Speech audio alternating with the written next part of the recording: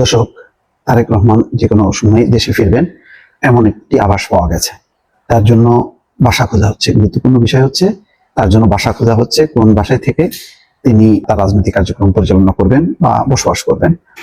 তাহলে নির্বাচনটা কবে হতে পারে? একটা ভবিষ্যৎবাণী একটু করে রাখি।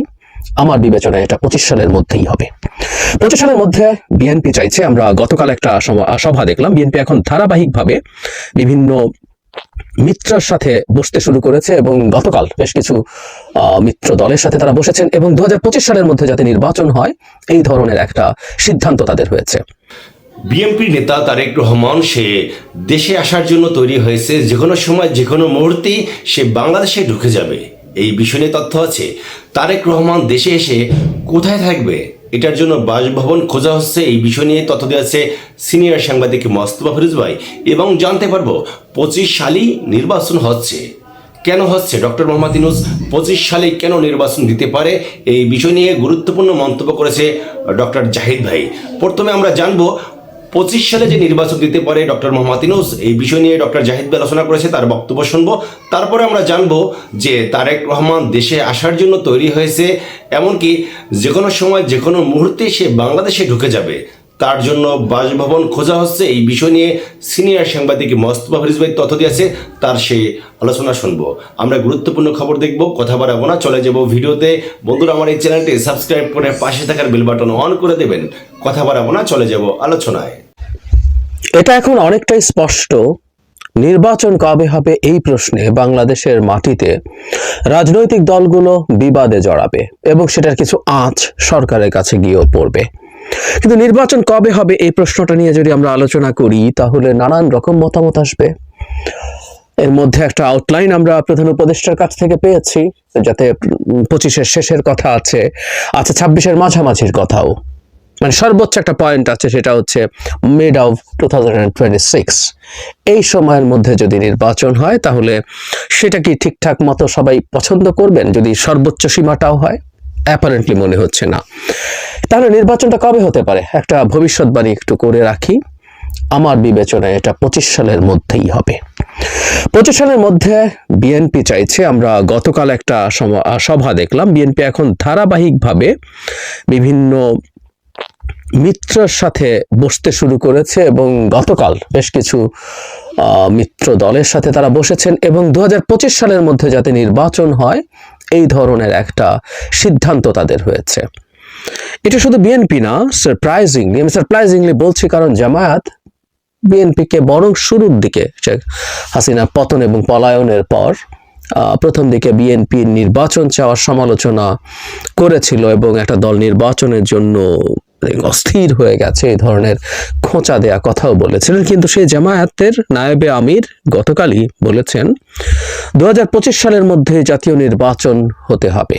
তারাও কিন্তু এখন একই রকম চাইছেন এবং সংস্কার, মানে দুপক্ষই, বিএনপিও সংস্কারের কথা বলেছে, সংস্কার করে অ্যাজ আর্লি অ্যাজ পসিবল নির্বাচন দিতে হবে। জামায়াতও 25 সালের কথা উল্লেখ করছে এবং আরেকটা পত্রিকায় ধরে একটা নিউজ এসছে, ফের আন্দোলনে নামছে বিএনপি, দ্রুত সুস্পষ্ট রোডম্যাপ দাবি, চলছে নির্বাচনী প্রস্তুতি।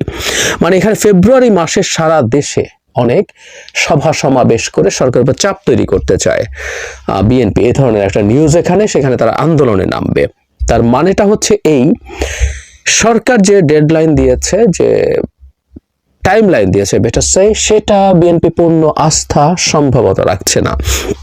আমি আজ না, মানে গতকালই না, শুধু এর আগেও আমি বিএনপি নেতাদের সাথে যখন বিভিন্ন টক শোতে যাচ্ছি টিভিতে, অন রেকর্ড তারা নির্বাচন নিয়ে তাদের সংশয়ের কথা জানাচ্ছেন। তার মানে 2025 বা 26-এর মাঝামাঝিও না, এমনকি প্রধান উপদেষ্টা যদি 26-এর মাঝামাঝি না বলে শুধু 2025-এর শেষও বলতেন, সম্ভবত বিএনপির দিকে এই বিষয়টার উপরে পূর্ণ আস্থা রাখা সম্ভব হচ্ছে না। তাদের নিজস্ব কিছু যুক্তি আছে, তারা নানান কিছু দিয়ে এই অনাস্থা রাখতে চান, যে রাখছেন আসলে, আমি তাদের মধ্যে মানে ভেতরেই দেখছি এক ধরনের অনাস্থা, অবিশ্বাস সরকারের প্রতি আছে যে আদৌ নির্বাচনটা হবে কিনা। আমরা এর মধ্যে সামনে এখনো সেই অর্থে রাজনৈতিক দল হিসেবে মাঠে আসেনি, কিন্তু অল্প কিছুদিনের মধ্যেই, স্পেসিফিকলি বললে 2 মাসের মধ্যে রাজনৈতিক দল দেখব। বৈষম্য বিরোধী ছাত্র আন্দোলন এবং নাগরিক কমিটি, জাতীয় নাগরিক কমিটি, এদের যে দলটা হতে যাচ্ছে সেটার নাম একটা শোনা গিয়েছিল, যেটা তারা আসলে অস্বীকার করেছেন। হোয়াট এভার, তাদের দলও একটা গুরুত্বপূর্ণ স্টেক হোল্ডার হিসাবে এই রাজনীতিতে আসবে এবং নির্বাচনী মাঠে আসবে। এর মধ্যেই সময় নিয়ে যে এই 1.5 বছরও তাদের কাছে পছন্দনীয় নয়, সেটা তারা জানিয়ে দিয়েছেন। তারা বলছেন, এটা কিভাবে বলতে পারি, সরাসরি বলেননি, তারা বলেছেন শেখ হাসিনা এবং তার দোসরদের বিচার সম্পন্ন করার আগে কোনো নির্বাচন তারা হতে দেবেন না, নির্বাচন হতে পারবে না। অনেকগুলো প্রশ্ন আছে আসলে এটা নিয়ে, তারা এটা কেন বলেছে সেটা ধারণা করতে পারি, কিন্তু প্রশ্নগুলো সেটা হচ্ছে মানে তাদের বিচার বলতে কি বোঝাই? এটা কি প্রাইমারি কনভিকশন? প্রাইমারি কনভিকশন যদি না হয়ে যেটা পুরো, কারণ প্রাইমারি কনভিকশনের পর আপিল করা যেতে পারে, সেই আপিলের আবার রায়ের প্রশ্ন আছে। নট অনলি দ্যাট, এই বিচারিক প্রক্রিয়াটা বেশ লম্বা হবে। প্রাথমিক কনভিকশন অনেক দেরি হবে, কারণ সরকার রাইটলি এই বিচারটায় প্রায় আন্তর্জাতিক স্ট্যান্ডার্ড, আমরা এভাবে বলবো, শতভাগ না হলেও খুব কাছাকাছি একটা স্ট্যান্ডার্ড মেনটেন করার চেষ্টা করছে। ফলে এটা সুষ্ঠুভাবে বিচার হতে হবে, এবং এই বিচারটা সে কারণে খুব তাড়াহুড়ো করা যাবে না, এটা খুব অল্প সময় হবে না, মানে এটা কয়েক বছর লেগে যাবে। কারণ আমি ধারণা করি যে আওয়ামী লীগ যদি কন্টেস্ট করে, তারা প্রথমেই এই ট্রাইব্যুনালকে প্রশ্ন করবে, এই ট্রাইব্যুনালের এখতিয়ার নিয়ে প্রশ্ন করবে, তারা যে আন্তর্জাতিক অপরাধ যে আইন আছে সেই আইনটা চ্যালেঞ্জ করবে, এরকম নানান কিছু তারা সময় চাইবে, তারা বিদেশি লয়ার আনবে বলবে, সেগুলোতে কালক্ষেপণ করবে। এটা করে করে তারপরে অ্যাকচুয়াল হিয়ারিং আসার পর দেখা যাবে এটা অনেক লম্বা সময় নেবে, কয়েক বছর লেগে যাবে। তাহলে কি অত বছর বাংলাদেশে নির্বাচন হতে পারবে না? তাহলে বৈষম্য বিরোধী ছাত্র আন্দোলন এবং নাগরিক কমিটি, বিশেষ করে নাগরিক কমিটি এই দাবিটা করছে। রাজনৈতিক দলে মূলত তাদের ওখান থেকেই সবাই যাবেন। তো তাদের এই যে দাবি আছে, এই দাবিটা শুধু মানে তাদের কি কোনো ইচ্ছা নেই বিচারের? আমরা তাদের বিচারের ইচ্ছা নিশ্চয়ই আছে, কারণ এতে কোনো সন্দেহ নাই।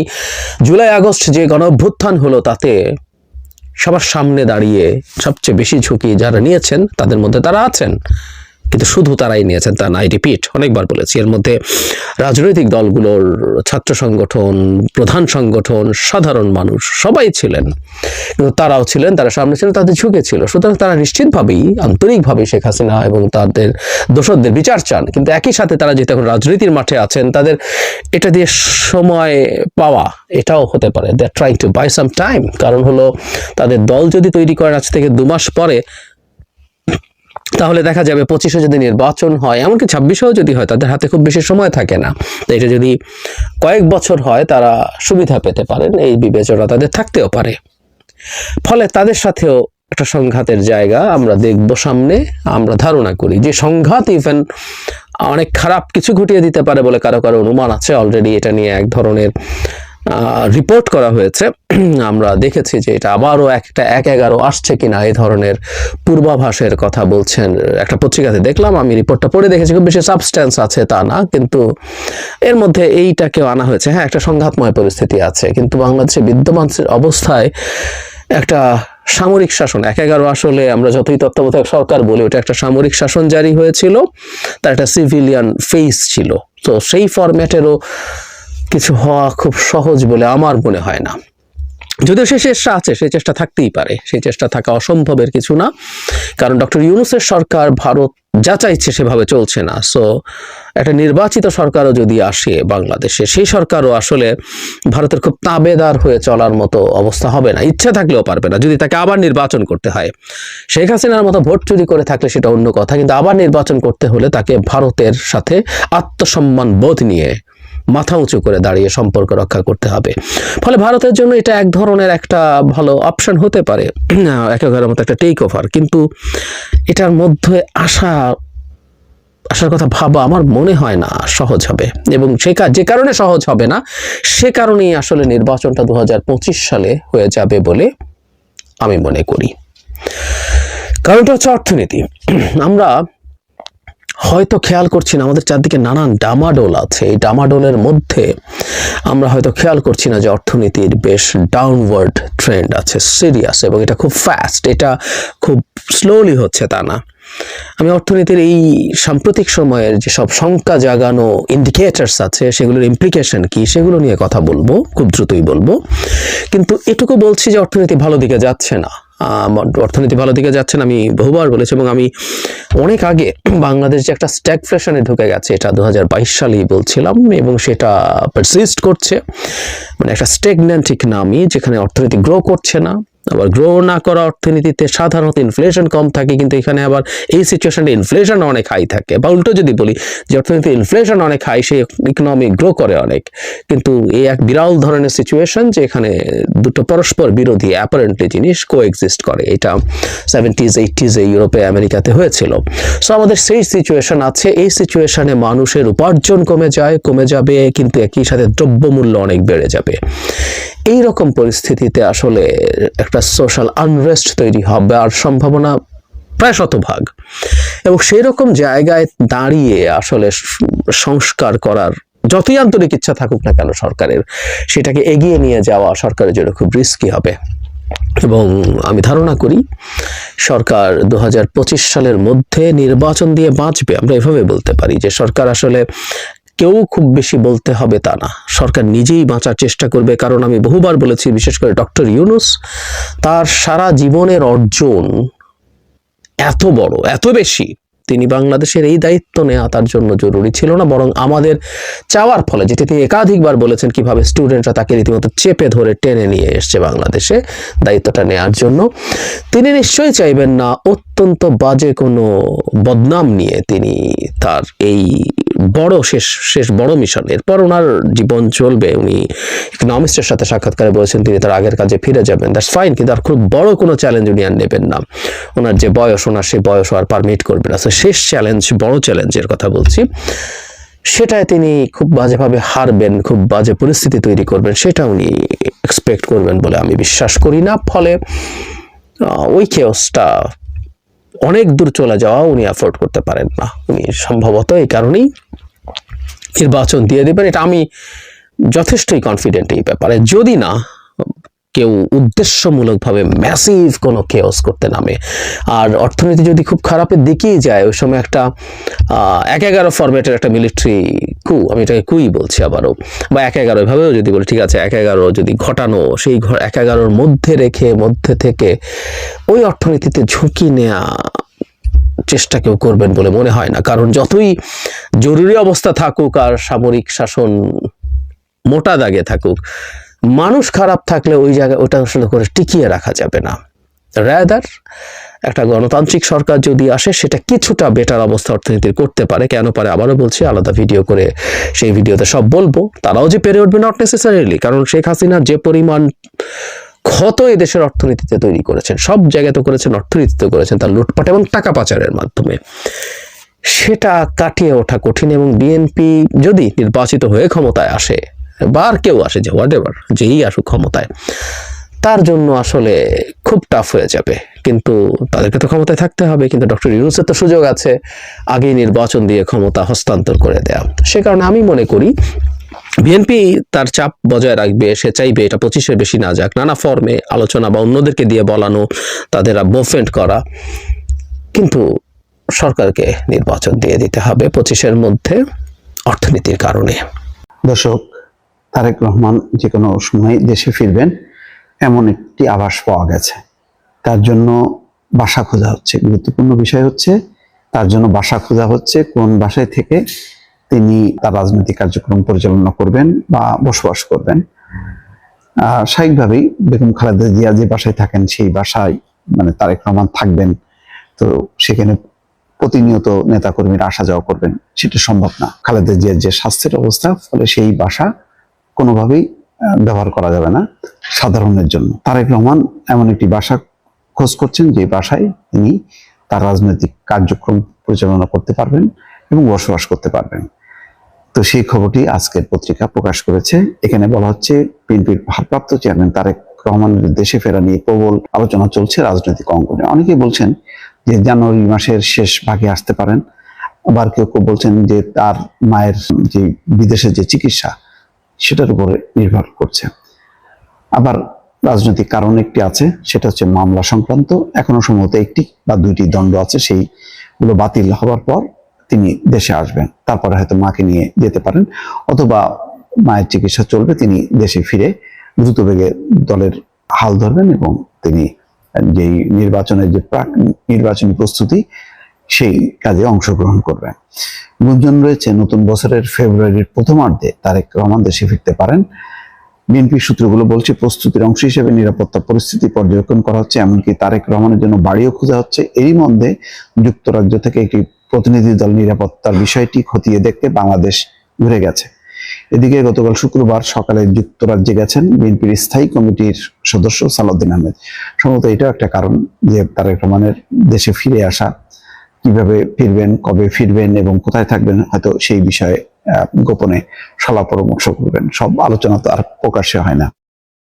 যুক্তরাজ্যে তিনি বিএনপির ভারপ্রাপ্ত চেয়ারম্যানের সঙ্গে দেখা করবেন। এই সফরে থেকে তিনি ফিরলে তারেক রহমানের দেশে ফেরার বিষয়ে নতুন বার্তা আসতে পারে বলে ধারণা করা হচ্ছে।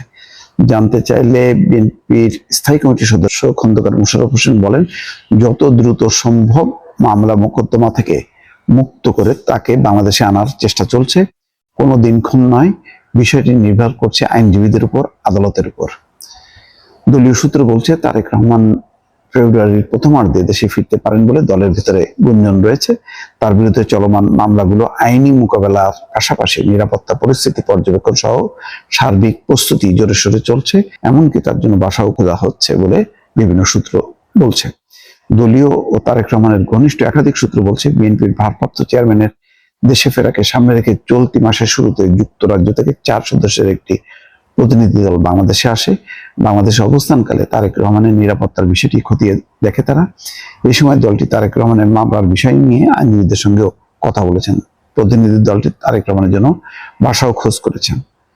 যাই বোঝাই যাচ্ছে যে আসলে তারেক রহমান যত দ্রুত ফিরবেন, দলের ভেতরে যেই এখনো পর্যন্ত অস্থিরতা আছে, নানা রকম বিভক্তি আছে, কর্মীদের মধ্যে হতাশা আছে, কর্মীদের আইন শৃঙ্খলার নিয়ন্ত্রণে আনার ব্যাপার আছে, বহু দলীয় কর্মীদের বিরুদ্ধে নানা অভিযোগ আছে, সেগুলি তারেক রহমান দূরে থাকার কারণে হয়তো নিয়ন্ত্রণ করতে পারছেন না, অথবা নেতা কর্মীরাও ভয় পাচ্ছেন না। তারেক রহমান নিজে যখন নাকি দেশে ফিরবেন তখন তিনি তৎপর হবেন, যে কোনো ঘটনাস্থলে তিনি নিজেও যাবেন অথবা তাৎক্ষণিক জেনে ব্যবস্থা নেবেন। আর দলকে চাঙ্গা করা, নির্বাচন কবে হবে সেই নির্বাচনের বিষয়টি আরো নিবিড়ভাবে পর্যবেক্ষণ করা এবং সরকারের উপর চাপ তৈরি করা, এই পুরো কার্যক্রমগুলোর জন্য আসলে তারেক রহমানের উপস্থিতির এখন আর কোনো বিকল্প নেই। বেগম খালেদা জিয়ার যে শারীরিক অবস্থা, তিনি সেদিন যেমন মুক্তিযোদ্ধা দলের সমাবেশে কিন্তু আসতে পারেননি, শনিবার যেটি হওয়ার কথা ছিল, ফলে পুরো অনুষ্ঠানটি বাতিল করতে হয়েছে। ফলে বেগম খালেদা জিয়ার এরকম স্বাস্থ্যের অস্থিতিশীল অবস্থায় রাজনৈতিক কার্যক্রমে কোনোভাবেই সম্ভব না তার অংশ নেওয়া নিয়মিতভাবে। সেক্ষেত্রে তারেক রহমানকে দলের হাল ধরতে হবে এবং আগামী দিনের বিএনপি নেতাকর্মীরা তারেক রহমানকে নিয়েই চিন্তা করছেন যে তারেক রহমান হয়তো সরকার এবং দলের দুটিরই হাল ধরবেন। ভালো থাকবেন, আল্লাহ হাফেজ। খুবই গুরুত্বপূর্ণ দুটো খবর দেখতে পেয়েছে আজকের এই নিউজ থেকে। তারেক রহমান দেশে আসার জন্য তৈরি হয়েছে, যে কোনো সময় যে কোনো মুহূর্তে সে বাংলাদেশে ঢুকে যাবে, তার জন্য বাড়ি ভবন খোঁজা হচ্ছে। এই বিষয় নিয়ে তথ্য আমরা জানতে পেরেছি এবং জানতে পেরেছি 25 সালেই কেন নির্বাচন দিতে হবে এই বিষয় নিয়ে ডক্টর জাহিদ ভাই আলোচনা করেছে, বিশ্লেষণ করেছে, তার সেই বক্তব্য আমরা সকলেই শুনতে পেয়েছি। সম্মানিত দর্শক, আপনাদের মতামতকে মেসেজ করে জানাবেন। ভালো থাকবেন, আসসালামু আলাইকুম।